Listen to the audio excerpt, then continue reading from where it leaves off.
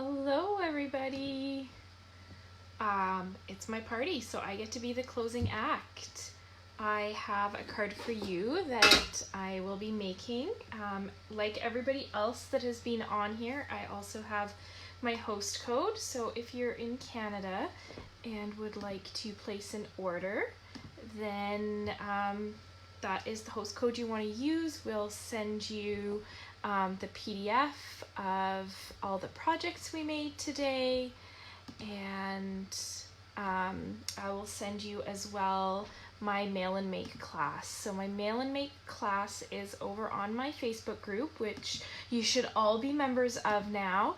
And I'm just trying to find my video again here. Holy, there we go. Okay, so every month I send out a packet to all of my customers. So that's anybody who's placed an order with me in that month. It also goes out to my team achievers, and we make 3 cards. And for those of you that are not in Canada, that's okay. You can still participate. I do the actual instructions for the class. I do live on my Facebook group. So that's Creating with the Crafty Medic. And you can watch me make the cards there, and then you'll just have to prep the supplies yourself.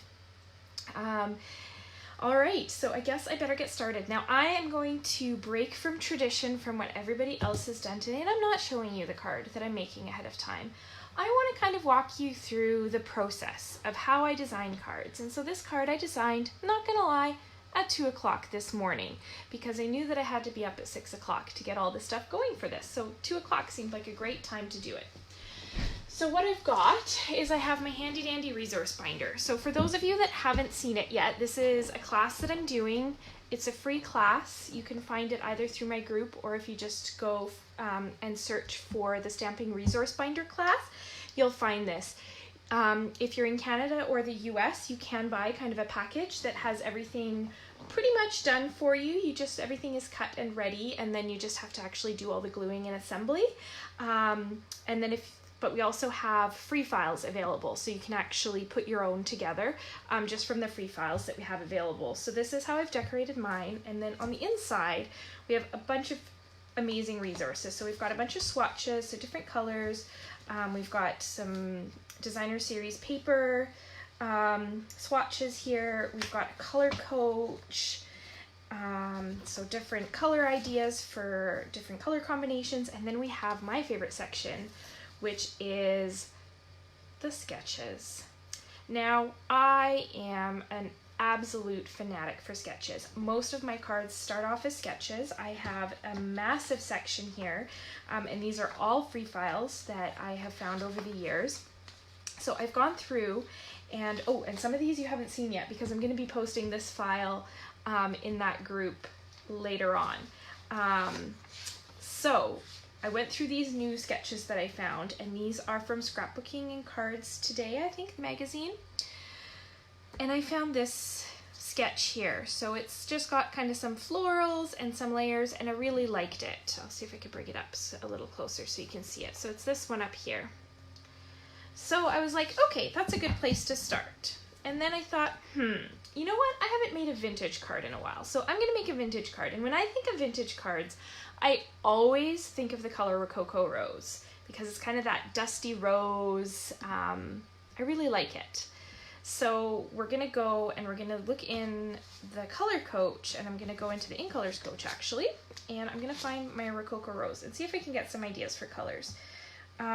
So I liked this kind of combo with Mary Merlot. I would not have thought to pair Rococo Rose and Mary Merlot, not gonna lie. Gloria, the group is called, so my challenge group where I give out prizes and all that fun stuff is Creating with the Crafty Medic. And then the group for the binder is called the Stamping Resource Binder class. So we've got Rococo Rose, we're gonna use Mary Merlot. I wanted to do some florals, and I'm not crazy about mint macaron as like leaf color, so I'm just gonna sub that. I think I'm gonna use Old Olive instead. And what I've kind of been doing is I've been collecting my pieces. So I've just got some different markers here. We don't have a Mary Merlot stamp and blend, so I've got my Stampin' Write marker for that, or if we do have a blend, I don't have it or I can't find it, so I might be totally wrong there. And then I did like this Petal Pink, so I did grab, and I think I actually grabbed, instead of Petal Pink, I think I grabbed Blushing Bride by mistake. That's okay. These are not rules. These are just kind of inspirations, right? And the other thing, and it comes from here as well, whenever I do vintage, I always do sponging and I do crumb cake. So we're gonna do some sponging with crumb cake as well. So I have, nope, that's soft suede. I have my crumb cake and I have my sponge. Now, I'm not as smart as some of the other people, so I get my fingers really dirty when I use sponges. I tend to lose things like binder clips, so I just use my sponges like that, but I do cut them up. All right, so I'm gonna kind of just grab some supplies that kind of go with these colors. Sound like a plan? And then, oh, you know what? These are the florals I'm gonna use from Last a Lifetime. And in that sketch, if you remember, in the background, it kind of had this like lacy pattern. Now, I didn't have a designer series paper that kind of reminded me of that in these colors, because this was kind of the text kind of more. I didn't have kind of those florals, but what I did have, what that reminded me of was the stitched lace die. So we're actually gonna cut the stitched lace die for our background instead of using stamping or designer series paper. I do have a crumb cake card base as well, because I keep massive stacks of card bases handy. And then I have some Mary Merlot here, some Whisper White, and we're gonna do some die cutting. So I'm going to actually die cut my Mary Merlot layer. Now this and the dimensions for all of these are gonna be in the PDF, so you'll have all the measurements in there. This one is, what did I cut this to? I cut it to 3 7/8 by 5 1/8. So it's just that teeny little smidge smaller than kind of your standard first layer. And yes, Lili or Mary Elise, I love this ribbon. This is my like go-to like vintagey, this is where I go for that. I love that ribbon. It's the greatest thing in the world, and it pairs so nicely with the linen thread, as you will see. So this is the multi-purpose adhesive sheet. So anytime I die cut something intricate, especially like words and things like that, I use this because I can't be bothered. I get glue in too many places. So I've stuck part of it onto the back of my cardstock, and I'm just gonna keep peeling the layers off until my whole thing has basically turned into a sticker. And that's kind of all this does, is it turns whatever you stick it to into a sticker, and then you can die cut it, which is kind of awesome. All right, so we're gonna sandwich this together with our die, and this die is fairly forgiving. You can line things up fairly well on it. And then our sandwich, as so many people have pointed out, are so simple, and you really just follow the instructions on the base plate. So we're using thin dies, so we're going to use our base plate 1, our base plate 2, which I like to actually put underneath, and then we're going to use a regular cutting mat. Now I'm going to be using the magnetic cutting cutting plate, which you can just use in place of any of the clear ones, and then I'll use the clear one on top. So we're gonna layer this all together, and I'm gonna try to keep things sort of straight. Like that. It's magneted on there now.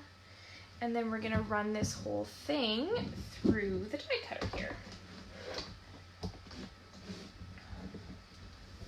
Now, with these intricate dies, the other like go-to tool is a die brush, right? You don't want to have to be poking each and every single one of those little finicky buggers out.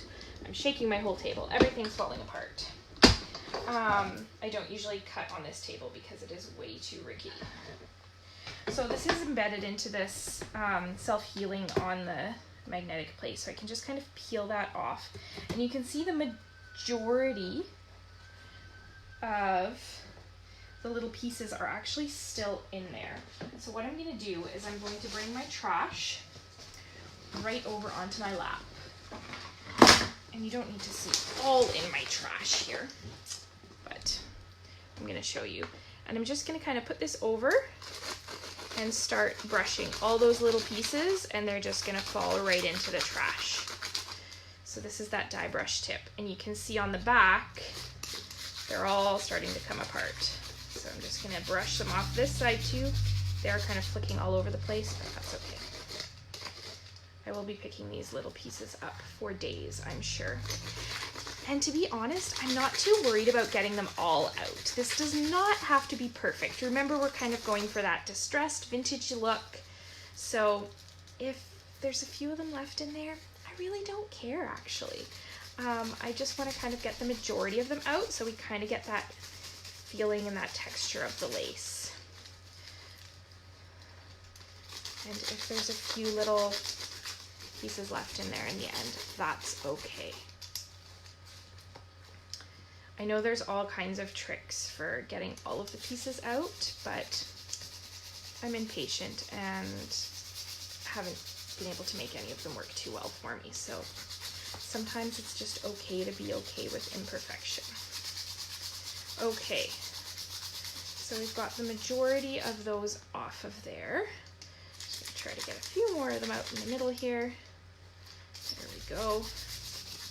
Okay, so we'll put our trash aside for now. I'm gonna need it again because I've got lots of these little pieces. And then I've got my white, my Whisper White layer here. So this one is 4 inches by 5 1/4. So this is actually gonna layer up onto there. And I've got these little pieces are stuck to my hand because they're just ever so slightly sticky. All right, so I'm gonna take my bone folder here. I'm just going to use that to lift out my piece here without tearing anything. The nice thing is most of those pieces are out of there. All right, so now I'm going to peel off my backing. And again, a lot of those little dots that haven't come out are going to go with them. So we're losing even more of those pieces that we didn't want in there. So there's just a few of them left in here. I could go through with a piercing tool and pick them out, but I really don't care enough for that. I think it looks just fine with them in there. So what we're going to do is we're going to take this and stick it on to our Whisper White layer. Just making this kind of straight-ish, centered-ish. And then one of the things I like to do, because my layers are never quite perfect, I'm just going to burnish this down so that everything sticks. One of the things I like to do is if I have kind of one end that is a little bit longer and it shouldn't be, I just take my mini trimmer and I just chop literally a smidge off. Like it's barely measurable. It's these like teeny tiny little hair pieces. And I'll just keep doing that until I'm happy with it. Or if things aren't quite straight, again, just take that little bit of just a hair off. And I can't tell you exactly how wide a hair is. It's somewhere less than 1/8. Though. Okay, now we're going to do some sponging.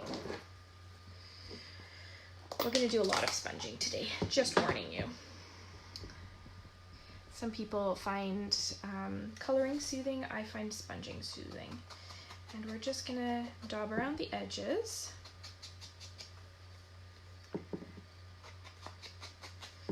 Daub, daub, daub, daub, daub. And there's kind of 2 different types of sponging I'm going to do. So there's this kind of on the edge, kind of darker, and then I'm going to do just some little circles.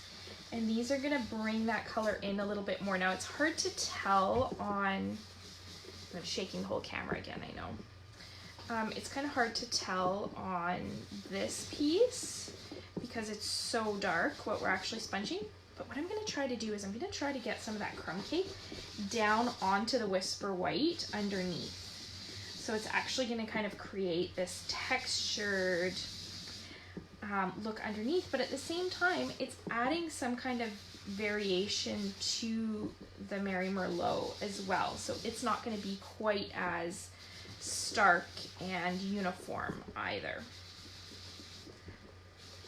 And I'm just, yeah, that's all I'm really trying to do is kind of to take some of that starkness of the contrast out and the white, tone the white down, There we go. All right, good enough. The other pieces that I'm gonna sponge while I'm at it, I'm gonna do the edges of my designer series paper, and this is 4 by 2.5. I think this is the right piece. Yeah, 4 by 2.5. Katie, the sticky paper is a multi-purpose adhesive sheet. So they're in the catalog. They're with the other adhesives, and they're fantastic. They come as 6 by 12 sheets. So anytime I cut out anything with intricate dies, when I'm working with foil, glimmer paper, those kinds of things, I stick it on the back. So most of my foil actually has that on the back when I store it. And then I can just pull it out and cut a piece, and it's a sticker. It's great for designer series paper too. You just have to kind of pick which side you want up and which side you want down first. All right, so now I'm just toning down some of that harshness in the white in this one and doing a bit of sponging. So when you're doing this kind of the circular, the softer sponging, not for the edges, I like to start off the piece and move on. And sometimes I'll even actually move the paper into the sponge instead of the sponge into the paper, and that just tones down if you have any kind of harsh lines or anything like that. So we'll put that aside. I'm gonna do my card base too, because why not? I'm just gonna do the front for now, which that was super smart actually. That was Elizabeth, I think, that did the inside first. Maybe I should do that too.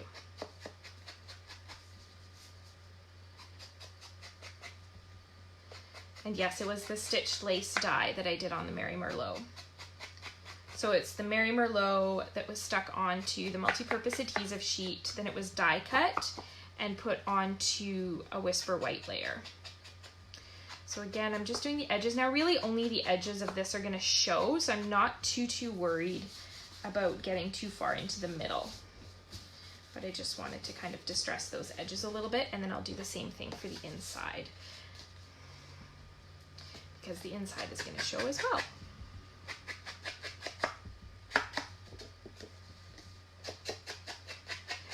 Hi, Don. Lots of Canadians. It's awesome to see. And lots of people on here. I could not believe it. So when I first planned this event, I was thinking, oh, I'll do 4 or 5, maybe 6 of my friends, and we'll have, like maybe 50 people watching. And I don't know how to do closed captions on Facebook. Is that something that I can do natively, or do I have to go back and do that? I'm sorry. I don't know how to do that. If anybody knows how to do that. I know I feel really bad that some people may not be able to hear me, but I really don't know how to do that in Facebook. I know how to do it in YouTube, but I don't know how to do it on Facebook. So anyways, I was blown away by how many of you were involved in today, and it's just been awesome. So I'm a green glue gal myself, and we're gonna glue on this layer onto our card base.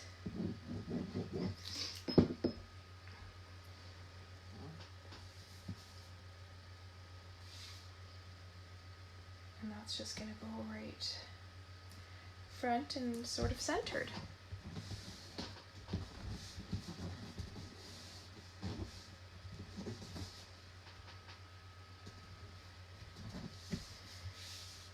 If somebody knows how to do the closed captions, please tell me, because I would love to do that. That's something that those of you that know me and have seen me present before, I'm all about making stamping more accessible to people of diverse abilities and diverse backgrounds, and I do actually feel quite guilty sometimes that some of our hearing impaired and deaf friends can't necessarily participate when our videos don't have closed captions. So I don't know if that's why you're asking for that, but that's my take on it. So I've got a Whisper white stitched circle die cut here, and I'm just stamping with the florals in soft suede. So just kind of around the edge there, and now I'm gonna do some coloring. So I've got my Stampin' Blends, again in Rococo Rose and Old Olive. And I am of the school of just freaking scribble when it comes to blends. I am not a coloring person. I just add some scribbles and then blend it out. So I just kind of go where things should technically be darkest with my dark, and then go back over it with my light and just squeak it until it looks good.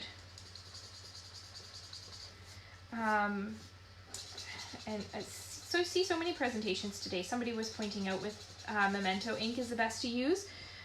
So because these are alcohol markers, you want to use non-alcohol inks. So actually our regular classic Stampin' pads work as well, which is what I did here, because black was just going to be a little bit too harsh, I felt. So I did the soft suede instead to kind of give it that more sepia, not so black and white.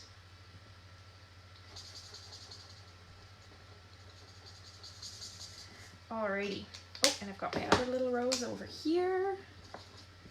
At first when I did this, I thought that I would do these in Mary Merlot, but then when I realized I didn't have a Mary Merlot Stampin' Blend, and then I thought, oh, maybe I'll do it in Cherry Cobbler, but then I couldn't find my Cherry Cobbler blend because it was in a box that it shouldn't have been in. I found it once all my card was done and designed, and I was, 2 o'clock in the morning, and I decided I just had to go to bed. But I really liked how this turned out. Same thing for the leaves. I'm really just going to kind of follow those veins, give it a few little smooshes of color, and then go over it with the light. You could totally do this as an ASMR video, Constance. So for those who don't know Constance, which is probably all of you, Constance is a friend of mine from work. And we have spent many, many, many a night shift in a very, very quiet hospital together. And so I can totally see us doing this at night at the nurse's station, making little tiny squeaky noises. Maybe I'll have to bring my coloring supplies next time we work together. Gotta get a better microphone though, gotta get right up to the marker. Then we can do a video on it. Alrighty. Last but not least, with the Mary Merlot, I'm going to go in and I'm going to color these little berries. And because it's soft suede, it actually kind of blends in really nicely because we don't have that kind of harsh contrast to a black. So it's super simple to just take a very light touch with the brush end. And sorry, no squeakies for this one.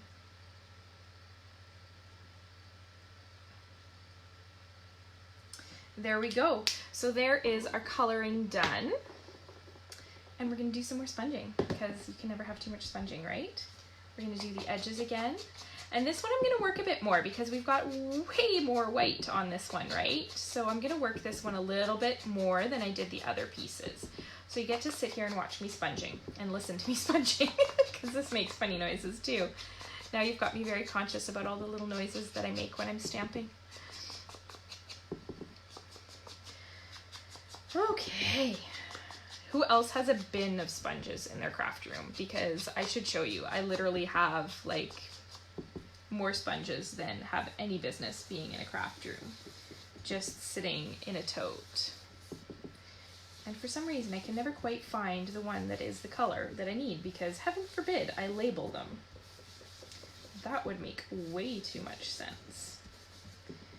Alright, so again, it doesn't need to be perfectly even. We're going for that kind of vintagey look, right? So I'm gonna leave some lighter spots. We've got a few darker spots. There we go. Alright. We're basically at the assembly stage now, and this is where at 2 o'clock in the morning I could not wrap my head around this, but I think I can do it now. So I need a few things. I'm gonna take my Stampin' Seal, and I'm gonna attach my ribbon on the back here. It's See, Wendy, that's just way too smart. Putting them in bags. You probably have labels on them too. I am working very slowly at getting everything organized. As you guys saw, I did my paper earlier today and found in all the boxes of paper I had far too many open packages of gray granite and other things as well. The gray granite was a little bit obscene though. All right, so now I'm going to put some tape on this and put it onto my DSP layer once I've got my ribbon on there. And then, because we're going complex here, I've got my glue dots. Deborah, you're not watching a replay, I'm still live. And I'm gonna put a glue dot on the end of my linen thread. And I'm gonna stack that on the back here. And then I'm just gonna wrap this around a couple of times. And I can just attach this back onto that same glue dot. So now I've got kind of these layers built up. Speaking of layers, we are going to grab some dimensionals. It's all good, Deborah. It's all good. I'm just glad you caught me live.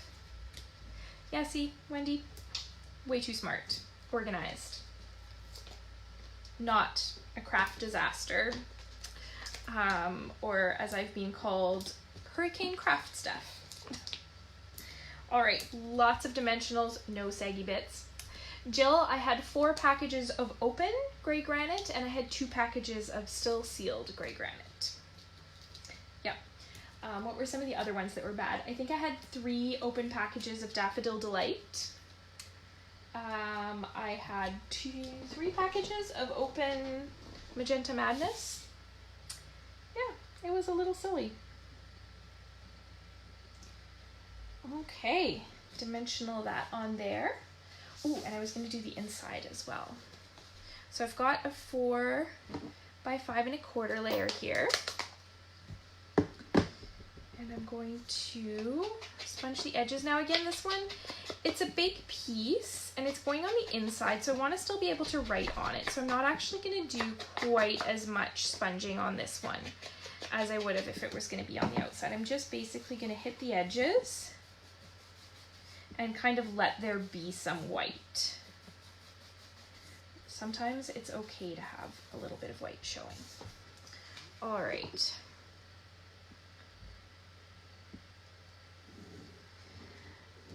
Gluing this up, and I'll pop this on the inside here, and then I'm gonna do a little bit of a strip of that Rococo Rose DSP as well. So what I'm gonna do is I'm going to actually tear, and I'm going to tear towards me so that the white is showing.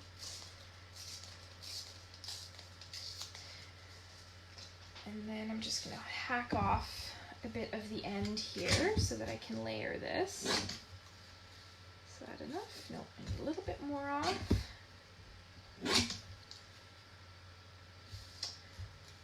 Very precise measurements, I know. And you're all going to be asking me for the measurement of this piece. Just to mess with me. Okay, now this one we're going to sponge, and we're going to sponge this one up quite a bit. And this is, I think, where I get my fingers the dirtiest, is actually not on the sponge. It's actually when I'm doing these tiny little pieces that I get ink all over my fingers. Oops. And when you're sponging this raw edge, it's going to roll up a little bit. That's okay. That's going to add to that kind of distressed look. You can even kind of hit it a little bit harder to get it even more, and then your sponge will eventually start falling apart. Okay, I'm going to use a strip of Stampin' Seal to put this on here, and then this will be the inside. Get this straightish and centered-ish. There we go. So that'll be the inside of the card. So there's still lots of room to write on there. Alrighty, now I need to do my sentiment. which I'm going to take a little piece of the Blushing Bride cardstock here, and I'm actually, oh no, I wanted to stamp first. I'm gonna do some embossing. Now, I love my embossing buddy. I'm so sad that it actually retired, but what someone taught me that was way smarter than me, this is just cornstarch. So you can actually just take a nylon or a baby sock or something like that and put cornstarch in it. Who'da thunk? And then you have the same thing. I'm just happy I still have my Stampin' Buddy, but embossing buddy rather. Okay, I'm gonna stamp this on here. Just right at the top there because I actually just want a really thin little strip. And then I'm gonna take my white embossing powder and I'm gonna try to not make a mess. I know people have all kinds of systems for their embossing powder too, and I can never seem to commit to one. So I just stick with these little totes, and they're from the dollar store, so it kind of works out. And then I had a little bit of overspill there, but that's okay. All right, I gotta bring in my heat tool, so sorry, it's gonna get loud for a minute.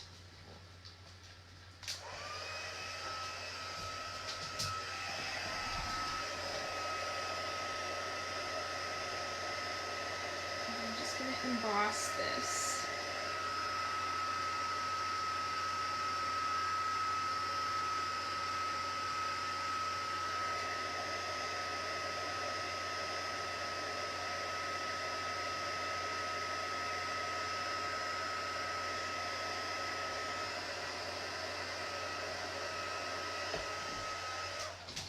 All right, and now I'm gonna take this in, and I'm just gonna let it cool down a little bit before I destroy it. And I'm gonna just trim it down because this is actually less than half an inch. So I've trimmed that down, and then I'm gonna trim it down again in the other direction by just snipping these ends so that it's kind of at an angle. And then guess what I'm gonna do with this piece? I'm gonna sponge it. So we're gonna sponge all the edges. And now this is where the embossing is really gonna pop. And I'm so excited about this because we're basically doing an emboss resist, right?